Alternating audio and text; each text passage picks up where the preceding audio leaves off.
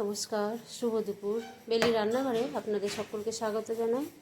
আজকে আমি দুপুরে শিম চচ্চড়ি রেসিপি আপনাদের কাছে শেয়ার করব।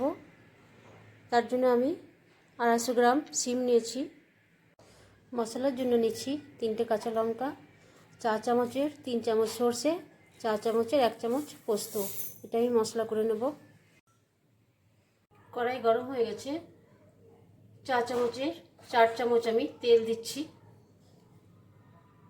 সামান্য পরিমাণে কালো জিরে দিচ্ছি।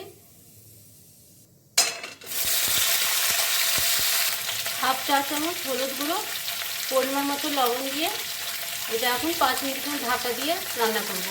10 মিনিট ঢাকা দিয়ে নাড়াচাড়া করেছিলাম মাঝে মাঝে। এটা এখন একটু সেদ্ধ হয়ে গেছে। এবার আমি মশলাটা দিয়ে দেব। মশলার যে জলটা ছিল সেটা দিয়ে দিচ্ছি। এখন একটু পরিমাণ মতো মিষ্টি দিয়ে আরও 5 মিনিট ঢাকা দিয়ে রান্না করব। গুড়ের পাউডার দিচ্ছি হাফ চা চামচে। রান্না আমার কমপ্লিট হয়ে গেছে। নামানোর আগে এই ধনেপাতা কুচি দিয়ে দিলাম। এবার আমি নাড়াচাড়া করে নামিয়ে নেব।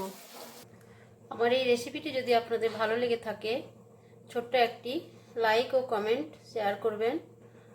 আজকের মতো নমস্কার। পরের রেসিপিতে আবারও দেখা।